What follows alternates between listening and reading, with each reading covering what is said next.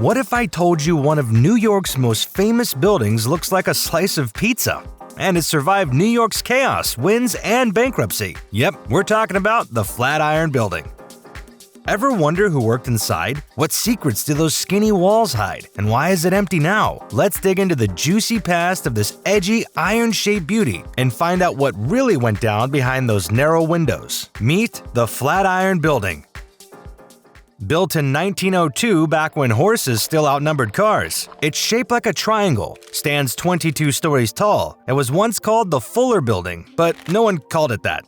The nickname Flatiron stuck because, well, it literally looks like an old-school clothes iron. You know, the kind your grandma used to use.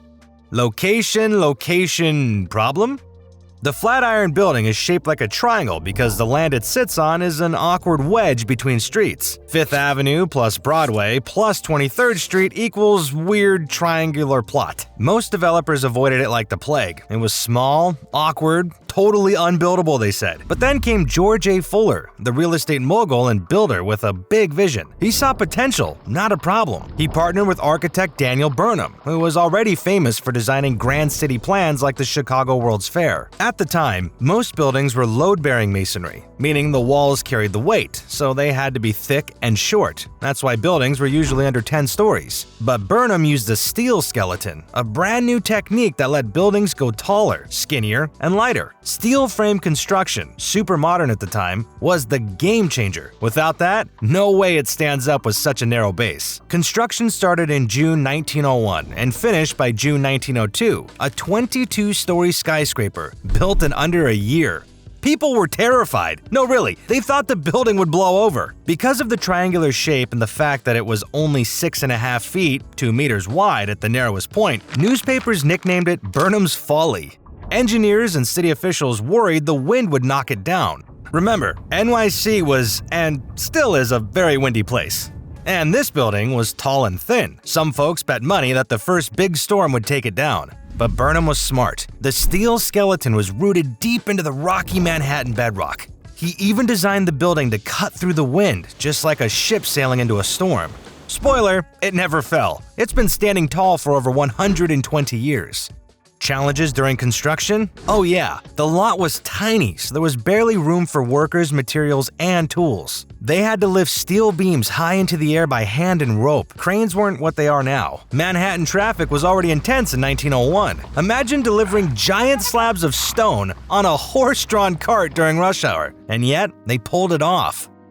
Let's talk design. The Flatiron was built in the Beaux Arts style, a super fancy, Paris-inspired look that was all the rage. Every window, every curve was thought out to look good from the street. Some said it looked like a ship sailing down 5th Avenue. Others called it a prow cutting through the city. The wild part? The tip of the building is only 6.5 feet wide. That's less than a full-size bed. Imagine working in an office where your desk is against the wall and the wall is right behind you. The offices were weird. Because of the triangle shape, the rooms inside weren't your average boxes. Some offices were so narrow you could touch both walls if you stretched your arms. Some were bright with huge windows, perfect for creatives. Others were tucked into weird corners that felt more like closets than actual rooms. The offices on each floor were connected by a central passageway, and each floor contained about 20 office cubicles, all of which were connected by various doors. And don't forget, 22 floors, but only one tiny elevator shaft in the beginning. People used to complain about the long wait, or just hoof it up the stairs. The pointy tip? Basically one-person offices. The corners? Cozy and oddly shaped. The middle floors? Full of natural light and long, narrow halls. But still, businesses loved it. It was brand new, modern, high-tech, and right in the center of everything. At 22 stories, around 285 feet, it wasn't technically the tallest in the city when it was built, but it felt like it. Why? Because of the shape. It shoots up like a dagger in the sky, right in the middle of Manhattan. It made people stop, stare, point. That sharp corner at 23rd Street became a wind tunnel, like hold on to your hat levels of wind. Ladies' skirts? Flying. Men? Gathering on the corner to get a peek. So much so, NYPD had to tell them to move along. For real. It's also one of the most photographed buildings in the world. You've seen it in movies like Spider-Man, Godzilla, Armageddon, and a ton of rom-coms. It's even been painted by artists like Edward Hopper. Alright, let's talk about the big question everyone's asking. Why is the Flatiron Building empty now? How does one of the most iconic buildings in New York just sit there, completely unused? The Flatiron was always meant to be commercial space. For decades, the Flatiron was basically a publishing powerhouse. Most recently, it was home to Macmillan Publishers, one of the oldest publishing companies in the US. But in 2019, Macmillan packed up and left. They moved to a more modern space downtown, and that's when the building went quiet. Kind of like a fancy iPhone with a dead battery. After Macmillan moved out, the owners announced plans to renovate the entire building. The idea? Turn the inside into modern spaces with updated elevators, plumbing, HVAC, and fiber optic internet, all while keeping that beautiful old exterior intact. Cool plan, right? Except it didn't go smoothly. Here's where it gets messy. The Flatiron Building isn't owned by just one person. It's owned by a group of stakeholders, basically a handful of companies and investors who couldn't agree on what to do next. Some wanted to keep it as office space. Others wanted to convert it into luxury condos or even a hotel. The group started fighting over the future, and it ended up in court. Things dragged on for years. Meanwhile, the building just sat there, untouched, empty, lonely.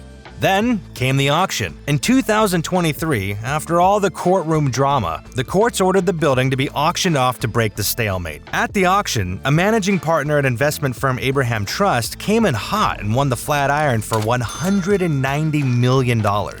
Turns out, he didn't have the cash, so another auction was held. This time, it sold for real, to a developer group led by Jeffrey Gurl, one of the original stakeholders, for around $161 million. So now what? As of now, the building is still empty, but the new owners say they're working on it. They plan to finish the renovation and reopen it as high-end office space. Some rumors say they might add a museum, restaurant, residential condominiums, or even a public observation deck at the top. But that's all TBD. Until then, the Flatiron stands there like a gorgeous ghost, historic, iconic, and totally quiet inside.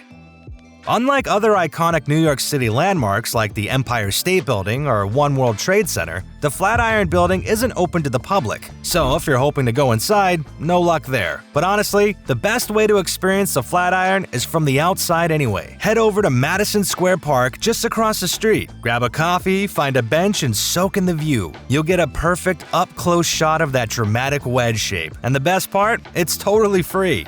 So now you know, the Flatiron Building isn't just a weird triangle on the corner of 23rd Street. It's a dramatic diva of architecture, a survivor of storms, literally and financially, and a magnet for tourists, ghosts, and pigeons. Makes you wonder, how many other famous buildings are hiding secrets like this? Which iconic towers have gone bankrupt? From haunted mansions to futuristic skyscrapers, we've got more architectural drama than a Netflix series. So stick around, hit play on the next video, and keep exploring the secrets hiding behind the walls we pass by every day.